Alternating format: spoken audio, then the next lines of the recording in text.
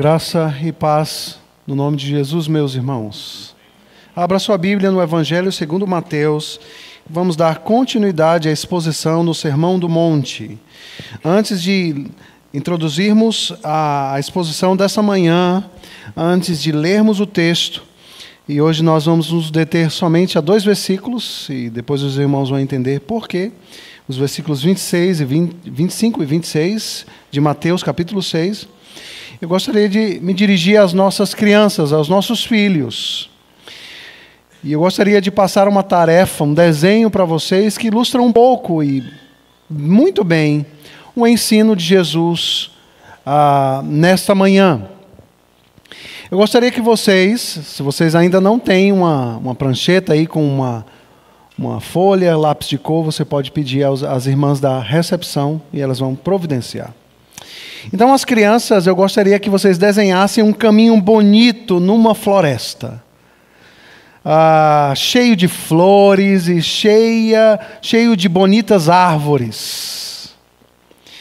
Desenhem lindos pássaros de várias espécies e várias cores. Cada um deles voando, ou no ninho deles. Mas o mais importante, cada um deles vai ter uma comidinha na boca. Todos eles.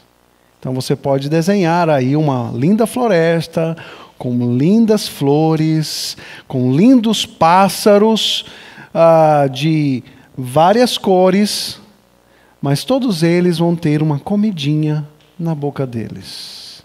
Porque Deus alimenta a sua criação. A sua criação. Queridos, o Sermão do Monte tem o seu segmento. Agora numa nova sessão, como já vimos, a sessão onde Jesus está tratando do problema da ansiedade. Os 3 sermões prévios falaram a respeito de 3 escolhas que os discípulos de Jesus devem fazer. Os discípulos de Jesus devem colocar o seu coração, devem escolher entre 2 tesouros, depositar o seu tesouro no céu, no reino de Deus, ou sobre a terra, sobre este mundo passageiro. O tesouro significando as coisas mais importantes que movem a sua vida, as suas escolhas. Jesus então faz a pergunta: onde está o teu tesouro? Onde está o teu coração? Onde estiver o teu tesouro, aí estará o teu coração. A segunda escolha prévia, então, é onde ou o que tem atraído os teus olhares. Que tipos de olhos vocês têm? Olhos bons, que buscam o reino de Deus, que buscam a sua vontade, que almejam estar na vontade de Deus, ou olhos maus, que invejam, que cobiçam sobre a face da terra. O último sermão nós aprendemos a respeito dos 2 senhores. E a pergunta é: o que tem governado a sua vida? Uma vida centrada no materialismo, no dinheiro, no Deus desse século, Mamon? Ou em Cristo? Ou em Cristo? Só podemos servir a um Senhor. Porque ou iremos amar a um e odiar o outro, ou iremos simplesmente desprezar um e se dedicar ao outro. Eis aí a introdução daquilo que deve levantar as questões que estão por trás das nossas ansiedades, dos nossos medos. Um coração dividido entre o reino deste mundo e o reino de Deus. E o reino de Deus.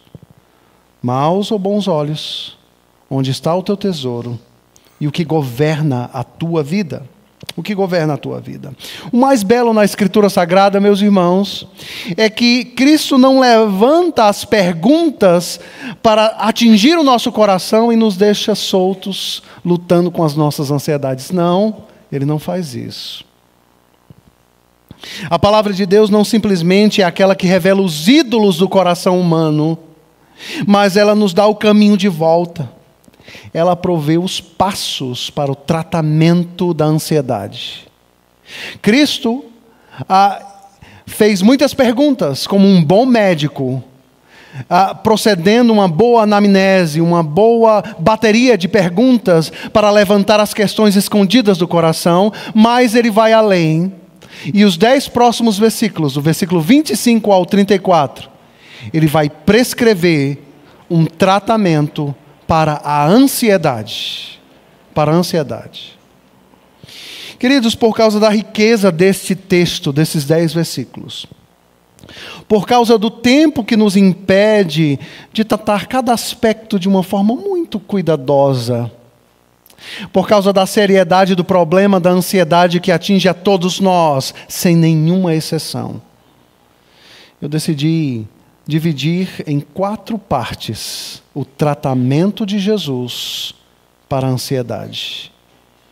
Todos nós, neste lugar, em medidas diferentes, obviamente, luta com medos a cada dia, com ansiedades a cada dia. Nesta primeira parte, então, nós vamos introduzir o tratamento de Cristo a respeito da ansiedade, quando ele introduz a ideia das necessidades básicas, o comer, o beber, o se vestir, e como isso atinge as nossas vidas. Aqueles elementos básicos do dia a dia. Mas ele vai nos levar a olhar para a vida com outros olhos. A mensagem de Cristo neste primeiro ponto é: olhem para o todo da vida. Olhem para o todo da vida. A segunda exposição será sobre olhem para a natureza da vida. O texto, no versículo 27, vai nos falar que nós não temos o poder de acrescentar um côvado ao curso da nossa vida.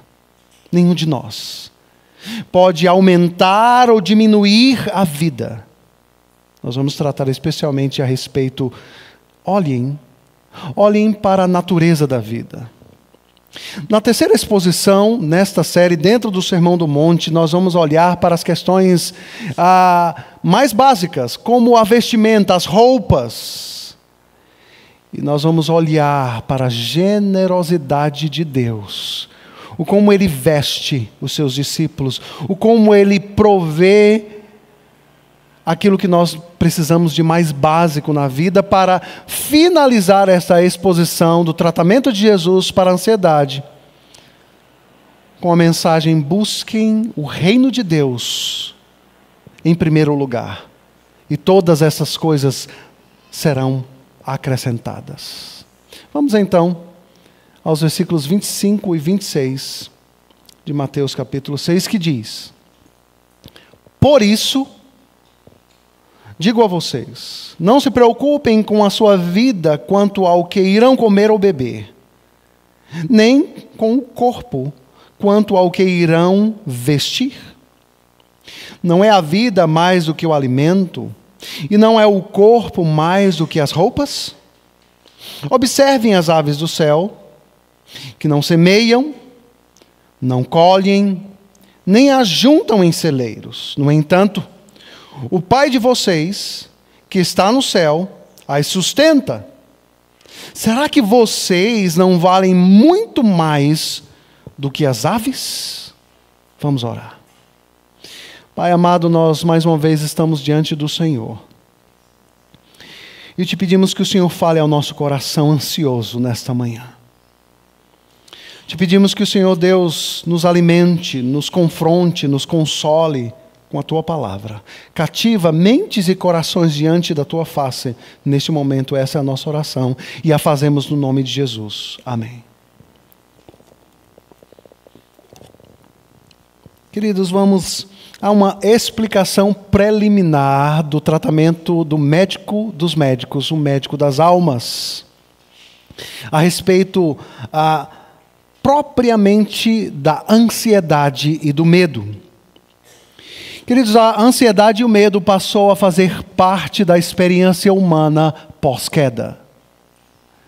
As ansiedades enfrentadas por todos nós começaram a fazer parte da nossa vida lá no Jardim do Éden. O medo se instalou na experiência humana e agora faz parte dessa experiência desde que os nossos primeiros pais foram expulsos do Jardim do Éden. Gostaria, portanto, de olhar para este termo ansiedade, ou como o nosso texto diz, preocupação. Olhando para ele, ou olhando para o medo, que é o foco principal da ansiedade, porque a ansiedade é um medo do amanhã, daquilo que pode ou não acontecer e que mexe tanto conosco. Eu gostaria de olhar então para o medo em si como não sendo pecado em si mesmo, mas como parte da nossa experiência como seres humanos caídos, atingidos pelo pecado. No entanto, quando os nossos medos e ansiedade querem esmagar a nossa alma, quando as nossas ansiedades querem nos enclausurar, nos prender no nosso próprio mundo, temos que ser cautelosos sobre o que nós vamos fazer com ela. O que você tem feito com a sua ansiedade, com os seus medos? Qual a forma que você tem reagido quando o seu coração gradativamente é esmagado por um medo do que pode acontecer amanhã, por uma ansiedade que faz você ficar aflito, angustiado? E o ponto aqui é quais serão as nossas reações, ou o que eu vou fazer com os meus medos e as minhas ansiedades.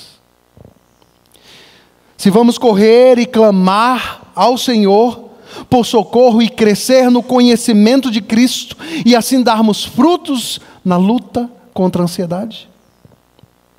Se seguiremos as prescrições do médico das almas, daquele que conhece de fato o seu coração profundamente, como absolutamente ninguém pode entender. Se nós vamos seguir estas prescrições dadas, ou se vamos reagir como pagãos, como pessoas que são dominadas, esmagadas pela ansiedade e vivem como se não tivesse Deus sobre a face da terra. Quando os medos modelam as nossas escolhas, a forma como nós nos relacionamos com as pessoas, a forma como nós reagimos à vida, controlados, esmagados pelas nossas ansiedades e medos. Qual será a nossa reação? Portanto, este é o ponto. O medo em si não é pecado. A ansiedade em si não é pecado, mas ela pode se tornar pecado quando reagimos de forma pecaminosa, incrédula. Quando não levamos a Deus os nossos medos e ansiedades, produzindo espinhos, produzindo comportamentos pecaminosos. Olhemos então para essas primeiras palavras do versículo 25. Não se preocupem com a sua vida, não andeis ansiosos pela vossa vida, como diz a antiga versão ARA, revista e atualizada.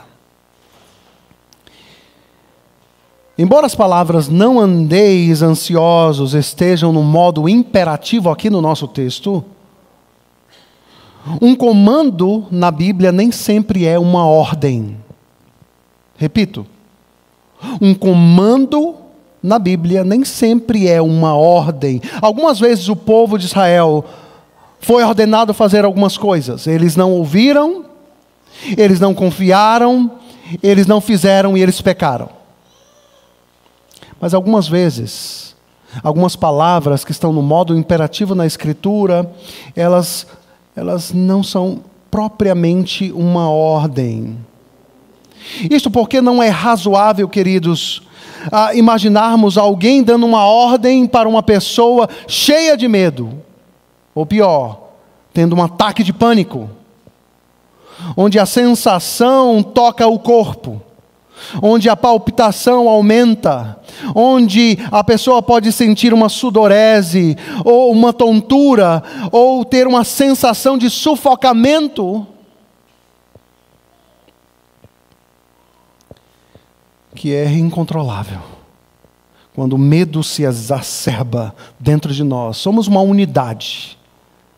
Aquilo que é sentido no nível das emoções se reflete, obviamente, no corpo. Não somos uma entidade separada, nós somos pessoas, uma unidade. Envolve emoções, afeições, cognição, volição. Não é razoável imaginarmos uma pessoa dizendo: pare de ficar com medo, e automaticamente o medo cessa. Como se pudéssemos apertar um botão e aquele medo e ansiedade fosse embora num estalar de dedos. No entanto, precisamos reconhecer que o Senhor pode dar qualquer ordem que Ele quiser. O Senhor pode fazer isso. Mesmo que esta ordem em primeira mão não faça sentido na nossa experiência. Na nossa experiência. Vamos então verificar pelo menos 5 bases bíblicas que nos fazem entender que estas palavras do versículo 25 de Mateus 6, não andeis ansiosos por coisa alguma, não é primariamente, ou não é uma ordem, mas tem um significado profundo, que cria ou que alcança um teor pastoral, de consolo, de cuidado, de fortalecimento do Senhor para os seus discípulos frágeis e medrosos muitas vezes, muitas vezes. O Evangelho de Lucas, no capítulo 7, no versículo 13, nós vamos ver um episódio onde Jesus ele se aproxima da viúva de Naim. E o texto lá de Lucas 7, 13, nos diz que Jesus tem compaixão daquela mulher viúva. Ele se aproxima dela e ele diz: não chore.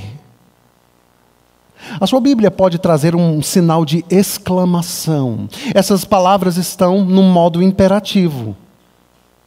Mas nós podemos afirmar que este modo imperativo não é uma ordem, mas é uma expressão de cuidado e de compaixão. Como alguém que chega ao lado de alguém que está chorando, coloca a mão no ombro e diz: não chore, não chore. Ao longo do ministério de Jesus, ao falar não tenha medo, ou não chore, isso significava que algo de bom estava para vir. Que algo que somente Jesus poderia fazer, seria feito em direção àquela pessoa. Segundo argumento, ou segundo ponto a respeito desta tese das ansiedades e medos. Mateus capítulo 9, algumas páginas para frente. No versículo 2 vai nos mostrar Jesus se aproximando de um paralítico lá em Cafarnaum. E quando ele se aproxima deste paralítico em Cafarnaum, ele diz a ele: coragem, filho, os seus pecados estão perdoados. Com isso, ele não estava dando uma ordem, mesmo que essas palavras novamente estejam no modo imperativo. Ele não estava dando uma ordem, mas ele estava trazendo uma palavra de consolo, de conforto àquele homem.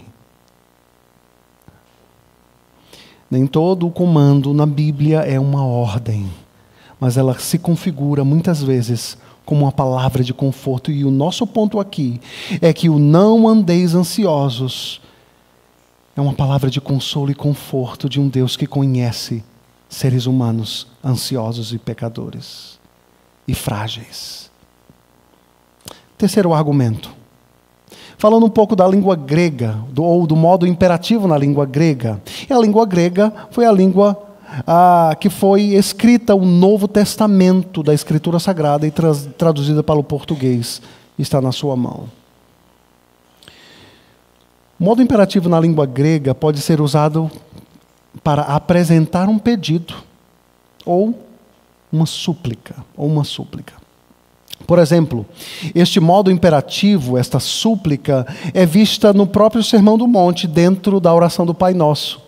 Quando nós aprendemos ali: o pão nosso de cada dia nos dá hoje. Eis aí, mais uma vez, palavras que expressam um modo imperativo, mas nos dá hoje o pão de cada dia, não é uma ordem, mas uma súplica. Uma súplica. Ao lado daquela que diz, perdoa as nossas dívidas, mais uma vez, um pedido no modo imperativo, mas que expressa o que significa uma súplica, um pedido a Deus. Quarto ponto. Nossos desejos nem sempre são desejos pecaminosos. Os nossos desejos nem sempre são pecaminosos. Por trás dos nossos medos e ansiedades, existem desejos pessoais que estão em perigo. Talvez você tenha uma entrevista numa empresa, e essa entrevista vai ser crucial.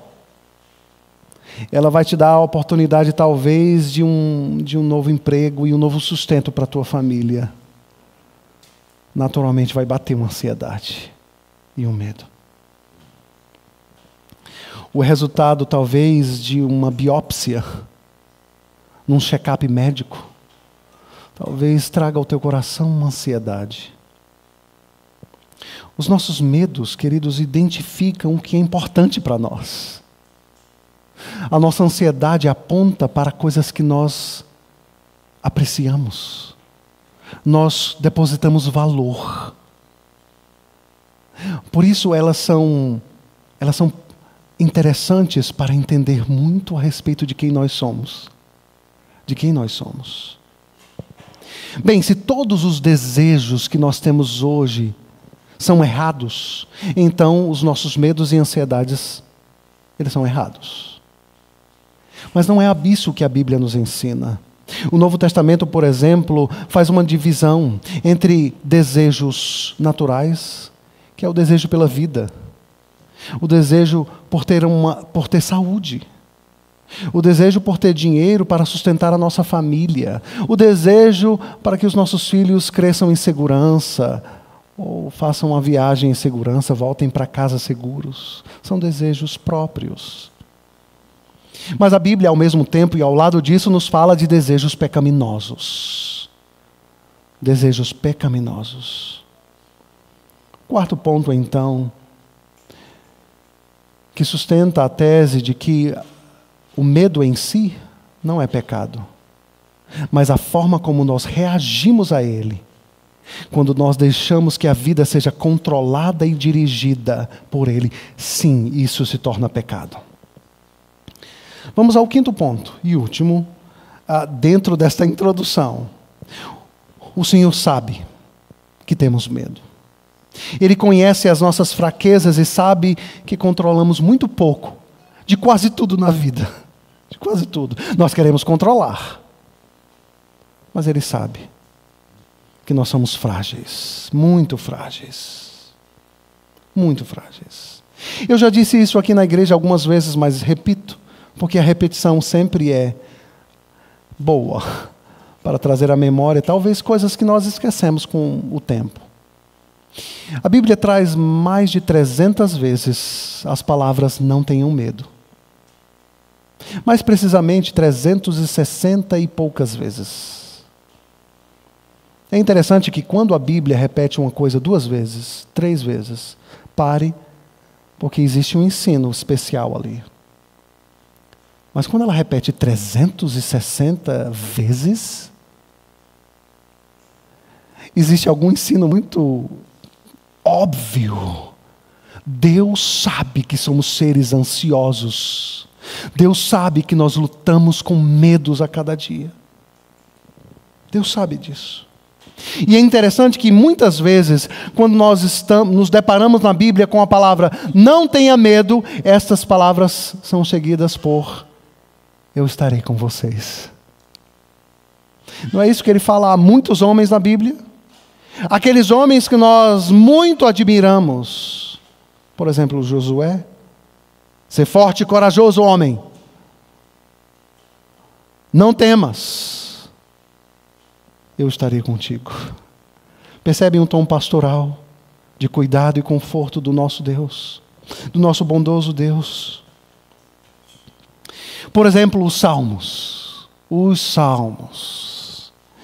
Estes estão cheios de pessoas lutando com medo e ansiedade em todo lugar. Tem mais salmos de gente lutando com tantas coisas do que qualquer outro tipo de salmo. Os salmos de lamento perfazem mais de 1/3 de toda a salmodia. Pessoas em lutas emocionais, levando a Deus as suas lutas emocionais. Ouçamos aquilo que o Salmo 55, versos 4 e 5 nos diz. O meu coração estremece no peito, terrores de morte caem sobre mim. Temor e tremor me sobrevêm, e o horror se apodera de mim. O que é isso? O horror se apodera de mim? Não é alguém cheio de medo, cheio de pânico, levando a Deus os seus medos e ansiedades? Ouçamos o que o Salmo 18, versos de 4 a 6 nos diz. Laços de morte me cercaram, torrentes de perdição me impuseram terror. Cadeias infernais me envolveram e tramas de morte me surpreenderam. Na minha angústia, invoquei o Senhor, gritei por socorro ao meu Deus. Do seu templo ele ouviu a minha voz e o meu clamor chegou aos seus ouvidos. Percebem? 2 exemplos de centenas de exemplos de pessoas levando seus medos, as suas ansiedades, as suas angústias, as suas aflições para Deus. E Ele quer que nós façamos isso. Porque levar a Deus as nossas angústias e os nossos medos e ansiedades é um passo de fé. É um passo de fé. Nós leremos declarações espantosas no livro dos Salmos, como os antigos crentes sempre fizeram. E que na modernidade perdemos de vista, de tratar as questões emocionais diante da face de Deus, utilizando-se da Escritura Sagrada, que confessamos crer ser inerrante, infalível, mas muitas vezes na prática da vida, talvez não entendamos que ela é suficiente, mas ela é. Mas ela é. Portanto, podemos entender que as palavras de Jesus aqui em Mateus 6:25, não se preocupem com a sua vida, não andeis ansiosos, são palavras de um tom pastoral, de um cuidado de Deus para com seus discípulos. É interessante que nos evangelhos de Lucas e Mateus, que são similares, e nós chamamos nos estudos teológicos bíblicos de evangelhos sinóticos, esse trecho do Sermão do Monte aparece em Lucas 12. A mesma palavra, não andeis ansiosos pela vossa vida. Mas é interessante como o mesmo trecho em Lucas acaba. Ele acaba dessa forma: não tenha medo, ó pequenino rebanho, porque o Pai de vocês se agradou em dar-lhes o seu reino. Percebem um tom pastoral, de conforto, de consolo de Deus para nós, de Deus para seus discípulos. É como se Ele pegasse o seu pequeno rebanho, trouxesse para o peito e dissesse a eles: pequenino rebanho, eu estou aqui. Percebem o que a queda causou conosco? Nós perdemos vista e visão de quem é Deus. E muitas vezes vivemos atolados em nossas ansiedades e medos. Nas nossas ansiedades e medos. Não andem ansiosos, meus filhos. Ouçam a voz de Cristo. Eu estou aqui com vocês. Eu estou aqui com vocês. Pensando um pouco a respeito do texto, queridos. O texto, ele segue dizendo: não se preocupem com a sua vida quanto ao que irão comer e beber, nem com o corpo quanto ao que irão vestir. Não é a vida mais do que o alimento, e não é o corpo mais do que as roupas?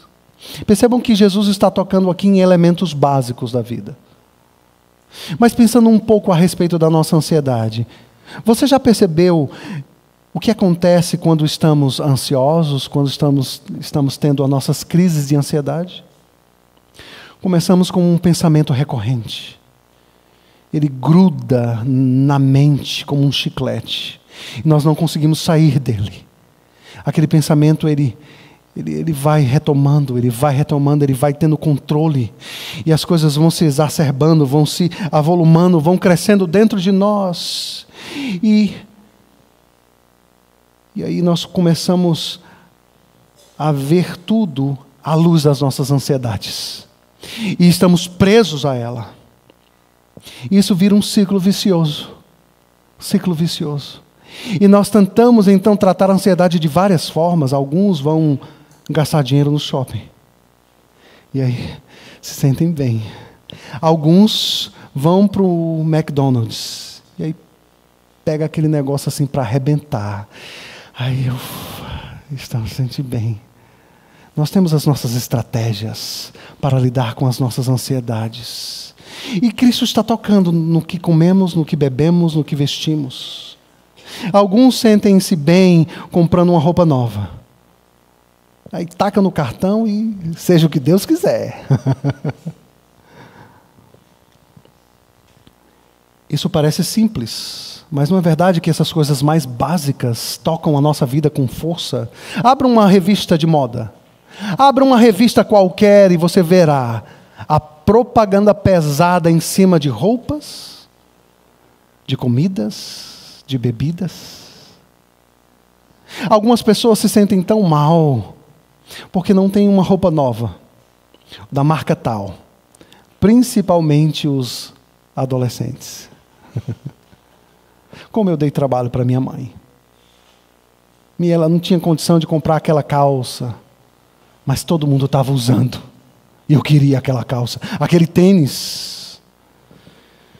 Que dureza, como nós somos guiados muitas vezes por isso, como elementos básicos que devem ser dominados passam a nos dominar, a ser senhores sobre as nossas vidas. Portanto, a ansiedade nos faz ficar presos às coisas que julgamos importante ou que tememos perder. Ficamos absorvidos por elas. Elas nos fecham dentro de si mesmo. Elas nos enclausuram num mundo onde nós só pensamos nisso. E aí, quando somos controlados por ela, nós sim estamos indo para outro lugar. Estamos pecando. Estamos pecando. E é bem nesse momento que nós devemos olhar e ouvir a voz de Cristo. Porque Cristo aqui está nos chamando para uma caminhada. Olhe para o texto, no versículo 26, quando ele diz: observem as aves do céu, que não semeiam, não colhem, não ajuntam em celeiros. No entanto, o Pai de vocês que está no céu, as sustenta. Não é isso que ele diz aqui no texto? Imagine então o Senhor tomando a sua mão e dizendo: vamos caminhar. Se acalme das suas ansiedades. Olhe ao seu redor. Olhe ao seu redor. Esse é o primeiro ponto da prescrição do médico das almas. Prestem bem atenção. Olhem ao seu redor. Olhem os pássaros. Olhem a minha criação. O mesmo Deus que proferiu palavras e do nada elas vieram à existência, é o mesmo Deus que nos chama hoje para esta caminhada, para trocar uma ideia, para conversar conosco. Olhem para a minha criação. Os pássaros, eles não semeiam, eles não colhem, eles não ajuntam. Alguns autores olham nessa sequência de verbos aqui um paralelo com os exercícios humanos de investir, de lucrar, de poupar. Mas olhemos para essas três palavras como o exercício de Cristo para nos arrancar de nós mesmos. A ansiedade nos enclausura dentro de nós. Ela nos prende no nosso mundo. Ela nos enche de aflição. E Cristo está nos arrancando de nós mesmos e dizendo: olhem ao seu redor. As aves, elas não semeiam, elas não colhem, elas não ajuntam, mas a cada dia eu sustento elas. Eu sustento elas. E nós podemos olhar para os pássaros ao nosso redor e perceber que elas estão ali. Elas estão trabalhando, fazendo o seu ninho, elas estão com, às vezes, um galinho no bico, às vezes elas estão com a minhoquinha no bico, elas estão comendo. Mas o texto nos fala que é um Deus da providência que sustenta toda a sua criação. E aí estão preparados para uma das mais belas declarações desses 10 versículos.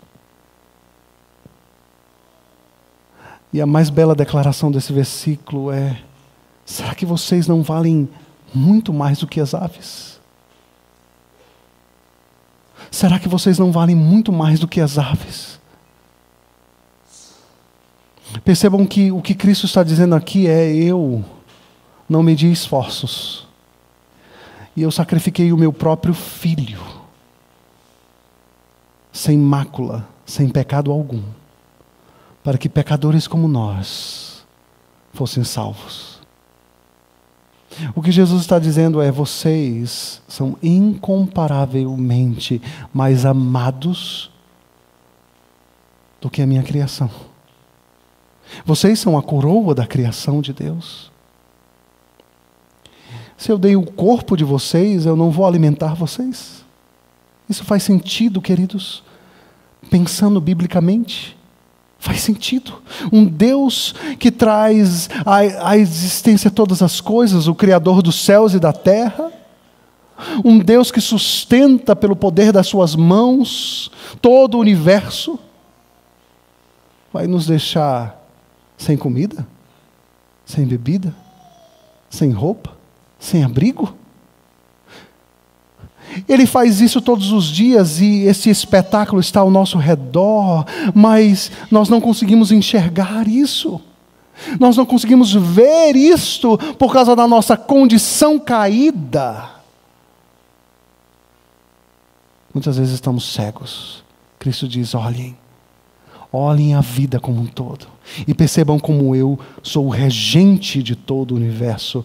Eu sustento pelas obras da providência todas as coisas. Todas as coisas. Olhem para o todo da vida. É a primeira parte da prescrição do médico dos médicos. Do médico dos médicos. Uma ilustração viva. Abraão. Deus chamou ele e deu uma promessa a ele. 25 anos depois, quase, ele estava sem terra, sem herdeiro, sem filho, sem nada. Pergunta: você teria uma crise de ansiedade, tendo recebido uma promessa 25 anos atrás e nada de acontecer? Eu teria. Eu teria. E aí, Abraão está numa luta, numa crise. Gênesis capítulo 15. E aí, Senhor? Cadê a promessa? Não tenho filho, a minha mulher já está velha. Como é que é isso? Como é que é essa história, Senhor? Como é que é essa história? A tua palavra vai se cumprir mesmo? Deus então responde ao questionamento de Abraão de uma forma diferente. Ele toma Abraão pela mão. Assim como Cristo nos toma pela mão. E diz: olha para o céu, conta as estrelas. Tu pode contar as estrelas, Abraão? Deus reforçou o que havia dito a ele mais de 20 anos atrás, de uma outra forma. Conta as estrelas, se é que tu podes fazer isso. Por certo, não sabia. Não teria absolutamente condições de contar os trilhões e trilhões de estrelas que existem no universo. Nem o Hubble conseguiu contar. Nem os telescópios mais poderosos, produzidos pela alta tecnologia, conseguiram contar. Conseguiram contar. O que é isso? Senão um tratamento para que nós possamos observar o Deus poderoso, infinito, diante da nossa finitude? Ouçam! A sua luta contra a ansiedade pode te levar a contemplar a Deus mais de perto. Se você decidir, pela fé, levar as suas ansiedades e medos a cada dia, e quando elas apertarem você, caia de joelhos e leve a cada dia as suas ansiedades aos pés da cruz. Aí você vai começar a ver Cristo mais de perto. Vai começar a contemplar a beleza, a grandiosidade, o poder e a infinitude de um Deus maravilhoso. E a sua fraqueza, a sua limitação, a sua finitude. O pecado nos levou a sermos autocentrados. A queda afetou a nossa realidade, a nossa percepção da realidade. Mas esse Deus que é Pai, amoroso e paciente, nos diz nessa manhã: eu dei a vida a vocês. Eu vou sustentar vocês. Eu dei o corpo de vocês. Eu vou dar também todos os meios para o sustento do mesmo. Olhem os pássaros. Eles fazem parte da minha criação. Eu os preservo, mas eu amo muito mais a cada um de vocês do que a cada um deles. Mas por vocês, eu dei o meu próprio Filho Jesus Cristo na cruz do Calvário. Porque vocês valem muito mais do que os pássaros dos céus. Primeira parte da prescrição médica é: olhem para a vida como um todo e percebam o Deus grandioso cuidando dela nos mínimos detalhes. Melhor, cuidando de mim e de você nos detalhes, para que sejamos levados num exercício devocional diário a submeter diante de Deus os nossos medos, as nossas aflições, as nossas ansiedades, as nossas raivas. Tudo a Deus. Absolutamente tudo a Deus. Só a Ele toda a glória. Muito obrigado por nos acompanhar até o final desse vídeo. Para receber mais reflexões e ficar por dentro dos próximos conteúdos, te convidamos a seguir as nossas redes sociais que estão na descrição. Alguns vídeos aparecerão na tela, caso queira continuar nos assistindo. Abraço e até a próxima!